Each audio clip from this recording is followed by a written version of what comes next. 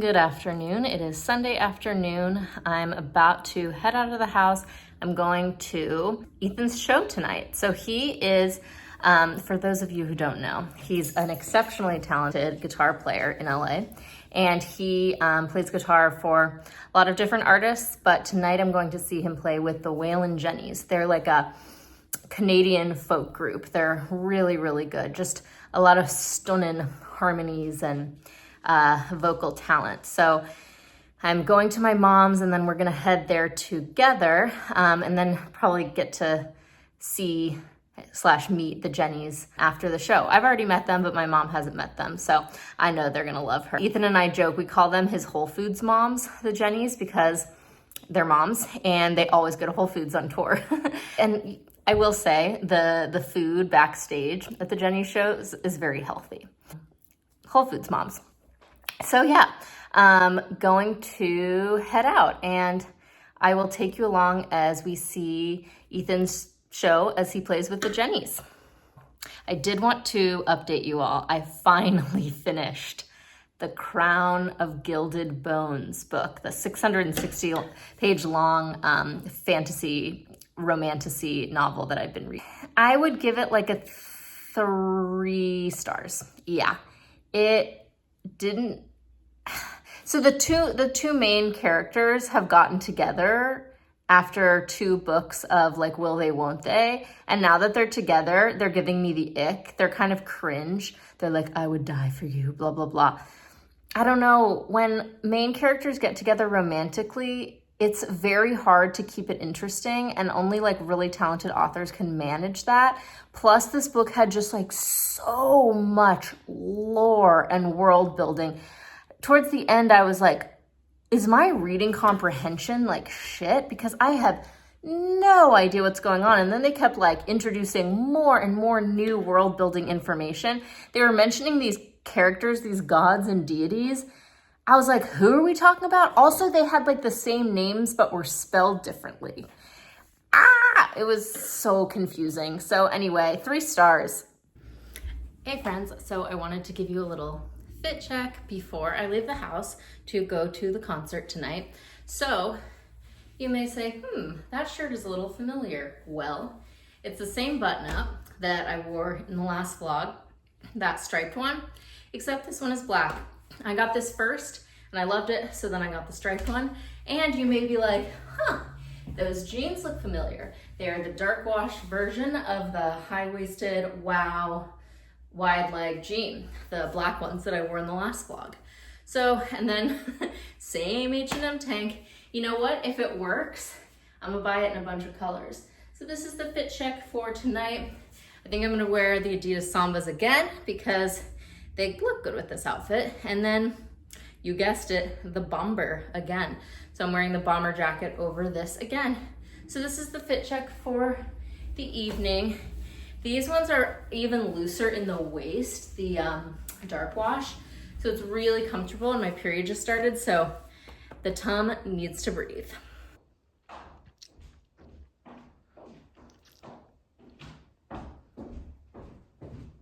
All right, we are on our way to see the Jennys. We're driving to Orange County, so it's a bit of a drive, bit of a journey, but we'll get there eventually. Just some Sunday night traffic. Mom's driving, I'm the passenger princess. She was asking like, oh, what age will I be compared to the other people there, the other patrons of the arts there? And I'm like, you know what, you will be on the younger side, which means I will be on the fetus side of this crowd. Yeah, the Waylon Jennys fans are definitely like NPR Democrats. A lot of tote bags, a lot of LL Bean. Yeah, so tote bags abound. So that's kind of the crowd we're working with tonight. So yeah, I'm excited to have that backstage all access pass. Oh, the light's really nice right now.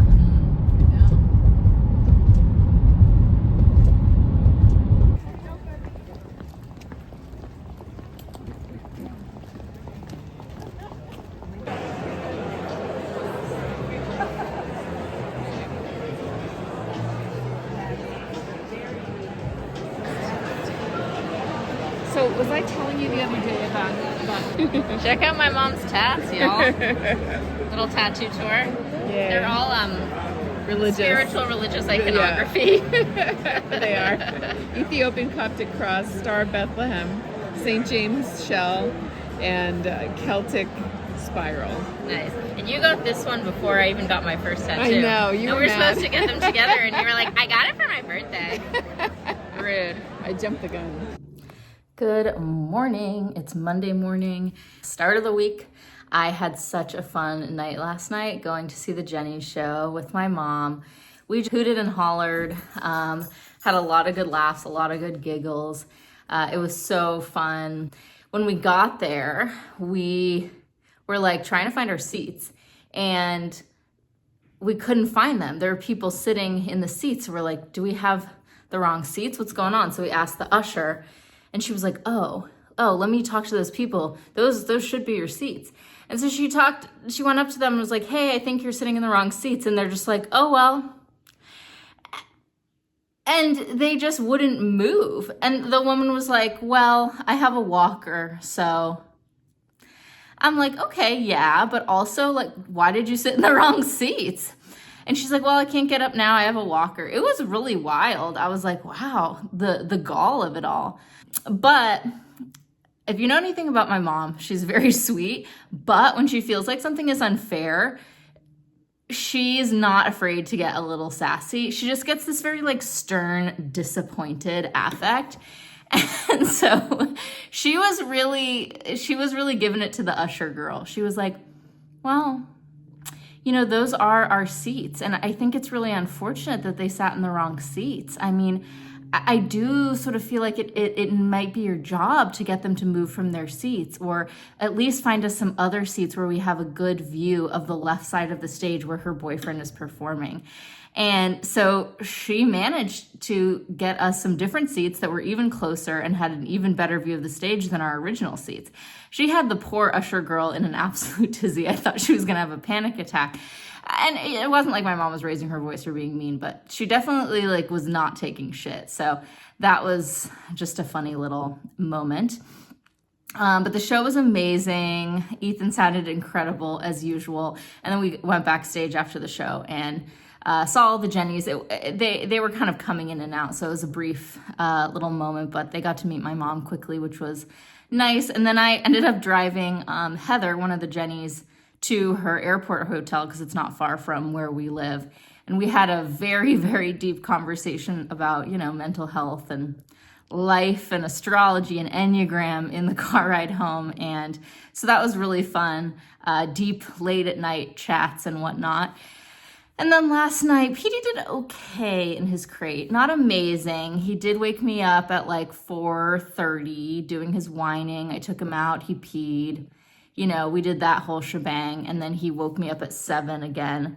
And yeah, so we're still practicing that. It's not, we've not perfected the art of the crate sleeping, but we're getting there. At least he's not barking. He's just whining, which when he barks, that absolutely undoes me. But yeah, I've got a bunch of sessions back to back this afternoon. So I'm going to make a little lunch right now and catch up on some notes and then start my busy work day. But I will check in with you this evening probably after I watch the Love is Blind reunion and my White Lotus episode from last night. You guys, I'm shamelessly predictable, but I got another pair of Old Navy jeans in the mail today. So let's try them on together, shall we? They are the high-rise barrel leg jean in this sort of medium wash color. Let's see how we go. Okay, I put the jeans on and I like what I'm seeing and I like what I'm feeling. First off, they're very stretchy. Petey just left the room. He's like, that's enough of all that. They're very stretchy. They feel good on the waist. They pass the tummy check. Not too tight on the tum. Let's try the squat check. If this is kind of my like sitting position, they don't feel too tight on the tummy, and I am on my period, so this is about as bloated as it's gonna get. They feel really good. Now there's a little bit of gapping in the waist here, but I really don't mind that because it lets my tummy kind of breathe throughout the day, unless it's like a massive gapping, but that's not really the case here. Oh, they've got this like kind of side situation. I'm not sure how I feel about that, this kind of side ribbing, but maybe it's cute. Let me back up. So you can see their barrel leg. They have kind of like that odd shape where it like horseshoes in like that. And so I've been wondering how would this look on my body type, because I've got a booty and a lot of hips, but it's okay. I'm not hating it. I wonder even if it's flattering. You guys, let me know what you think of the barrel trend. This is the first pair of barrel jeans that I tried on, but I actually saw these jeans. One of the YouTubers that I follow, she was talking about these jeans and she looked amazing in them. So I was like, damn, and she's got a booty. So I was like, I got a booty, got one of those. I think I'll like these. And I do. So yeah, tummy check feels good. I'm feeling confident, I'm feeling cute. I can wear them with like a crop top because they actually do go over the belly button, but a lot of times with wide leg jeans, when they go over the belly button, they tend to cut you off right here. But I'm not really feeling any of that right now because of the stretch. And I like that they don't look stretchy, like they look rigid, but they actually aren't. So I don't know, I'd give these like a 8.5, 9 out of 10. I'm kind of feeling it. And I do want to say something about the shameless Old Navy plug that I'm doing here all the time.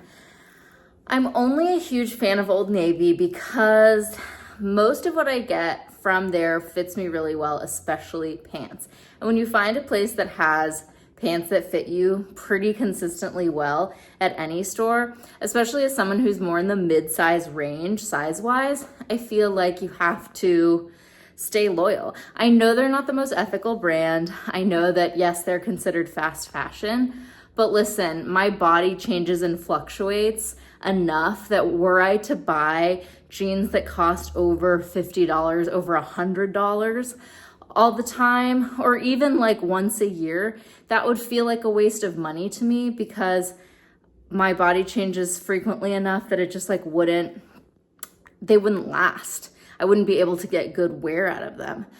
Where these jeans, I might not, have them for more than like 3 years, but I didn't spend that money on them to have it feel like a waste, if that makes sense.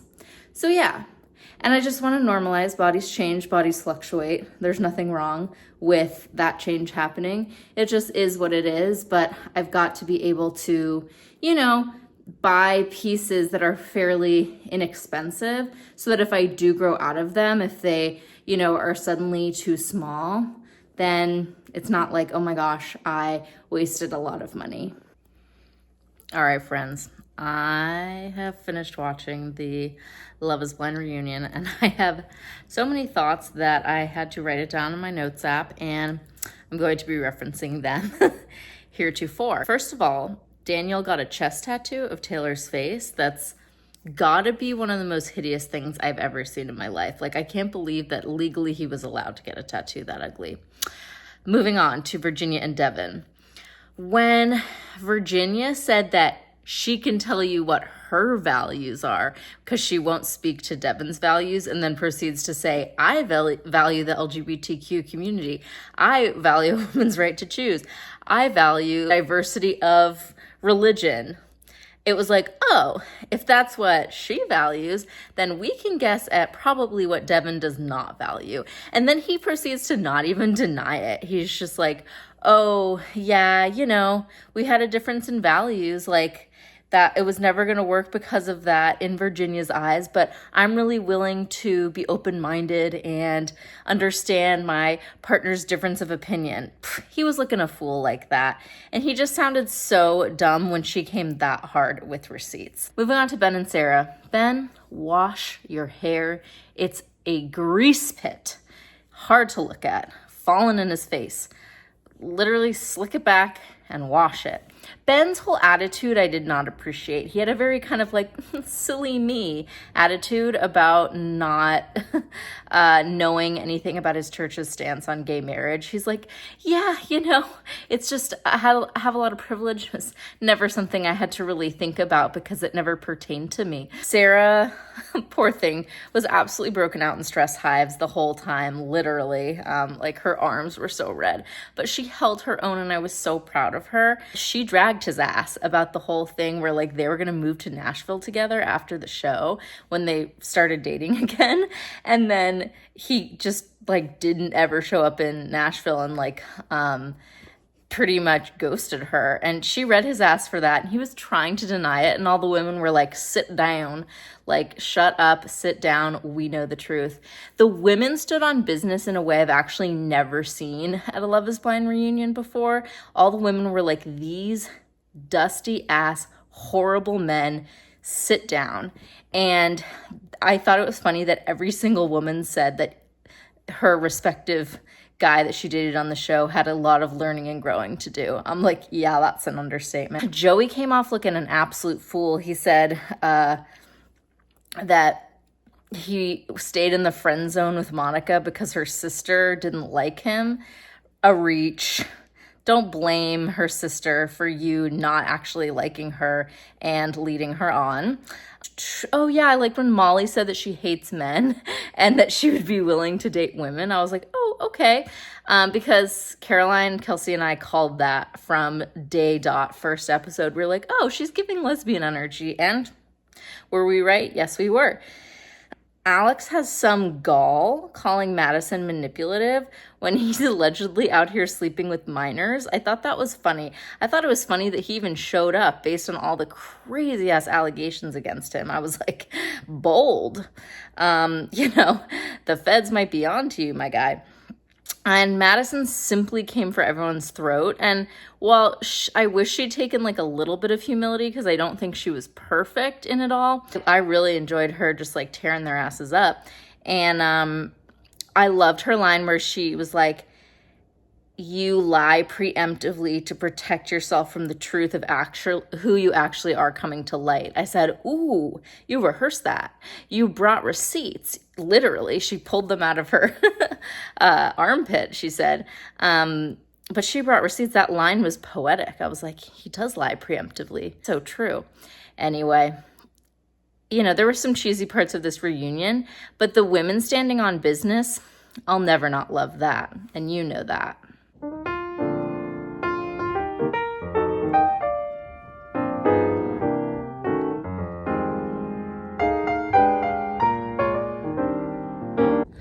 Good morning. It's early, but I have to go to the psychiatrist because I got to keep this motor running. I got to keep this working well. So come with me as I go to the psychiatrist, even though it's too early and I want to be in bed or drinking my coffee on the couch in my PJs. Let go.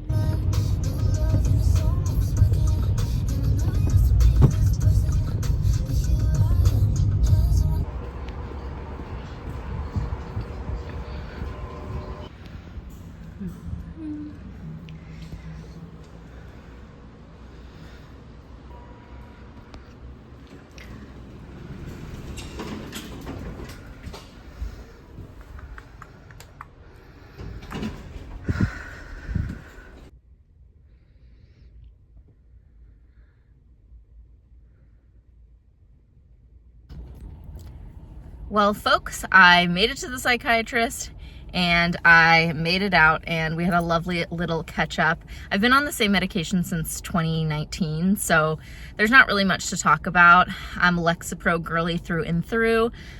Love that stuff. It really keeps this motor running. I take it for my anxiety and depression. I've had anxiety like literally since I was out of the womb, I feel. And depression wise, that really hit it at like age 22. I started to go through a series of major depressive episodes.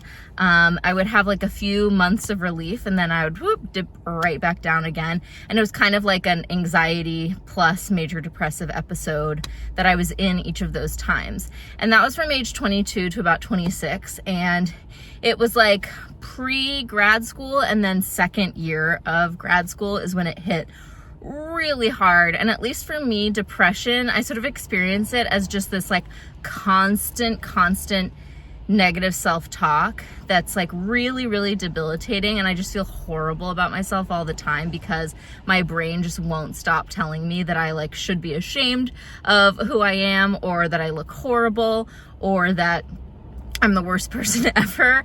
I laugh because it's really sad. Like my brain would just not stop telling me these horrible things when I was in these major depressive dips. And that made the second year of grad school and like post graduation from my grad program really challenging, because I was seeing clients and I was having to get all this, work done. And it was, I don't know how I did it. Like in hindsight, it's a miracle that I was able to make it through that second year of grad school and the first few months post-graduation, because I was in a bad way.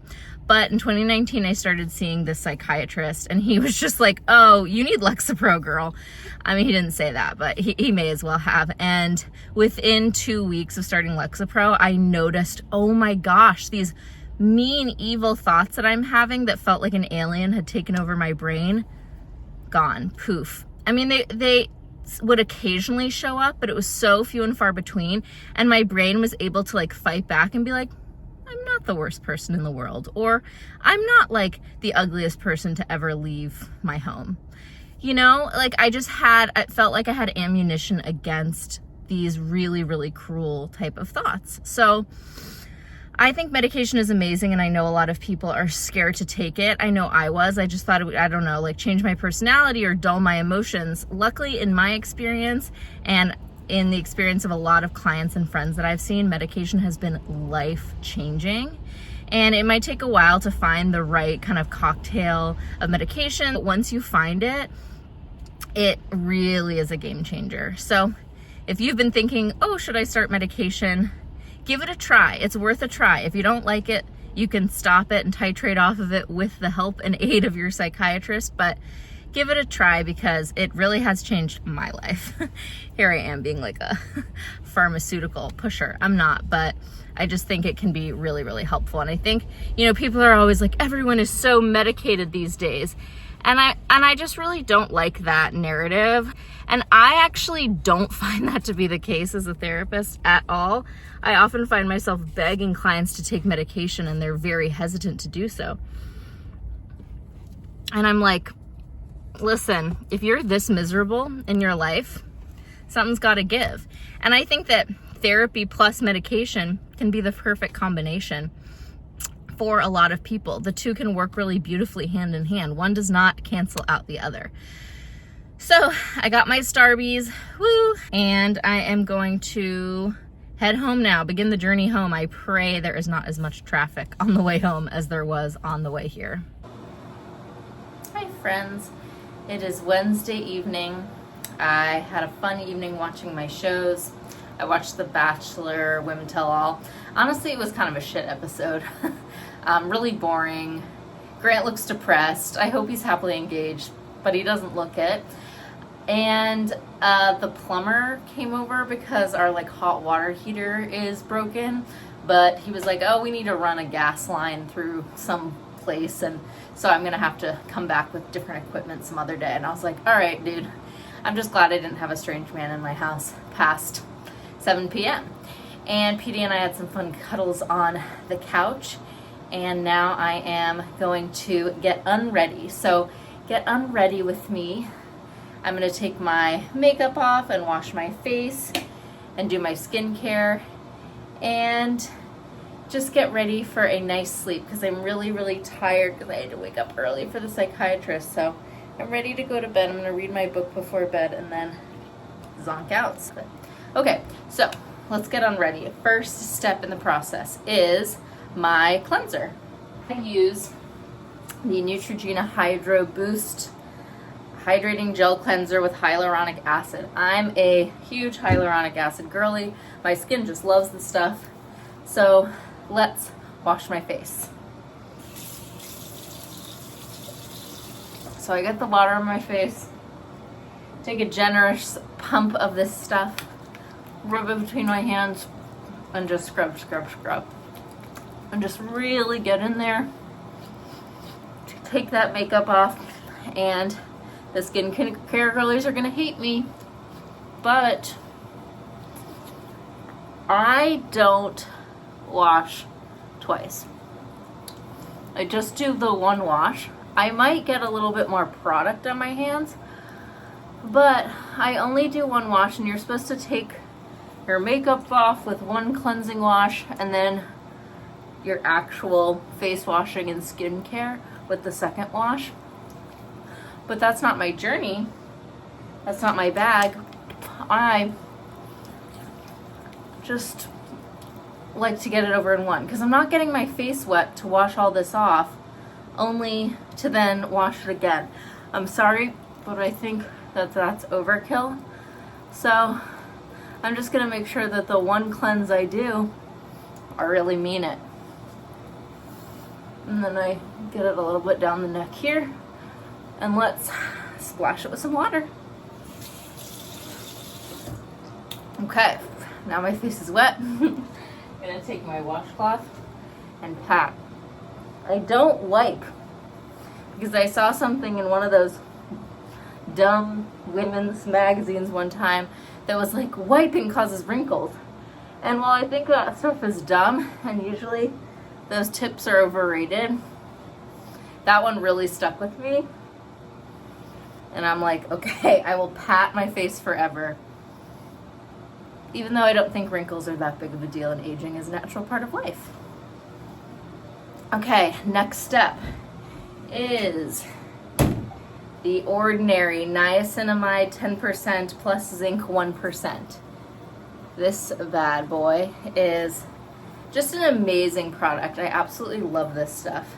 So this you can put on over your skin after you cleanse as just like a lotion and potion, or you can spot treat with it. So I'm just gonna put it on first as like a kind of a lotion, pat it in so the product really gets in there, and then I'm gonna go back with it later. Now I'm gonna moisturize with the Hydrating Gel Cream for extra dry skin. This is like the Neutrogena Hydro Moisturizer knockoff from CVS. So I'm moisturizing with this stuff. I love this stuff. I wear it morning, you've seen it before, and night, you're seeing it again. Bring it down the neck because that's what the skincare girlies have been telling me since the dawn of time. And you're supposed to go like this too, so you're not like dragging down the neck. I don't know. I feel that they're overthinking it all. Now, I'm done with that moisturizer. I'm gonna go back in with the Ordinary Niacinamide, and I'm gonna spot treat. So we're gonna put some there. We're gonna put some here. And this stuff is so, so good on blemishes. It really gets rid of them in like a couple of days. So it's also good for like dark spots and discoloration as well. Okay, so we're done with this.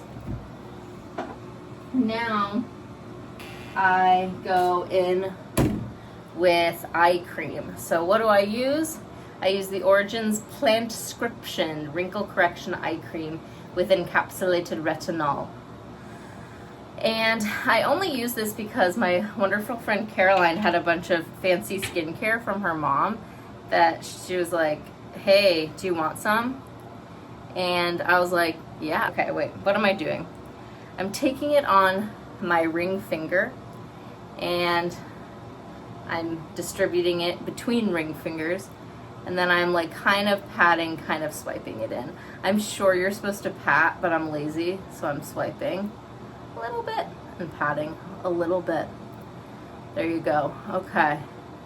I don't know if that does anything, literally anything. But I don't know, I feel kind of fancy when I do it. So anyway, am I done? Was that the last thing? Yeah, I think that's the last thing in my routine. Makeup is off, skin is cleansed, skin is lotioned and potioned up. So yeah, I think I'm going to end the vlog here. It's been a fun few days so far, and then I can't wait to show you all what I get up to in the latter half of the week and this weekend. But thanks for coming along with me for this one.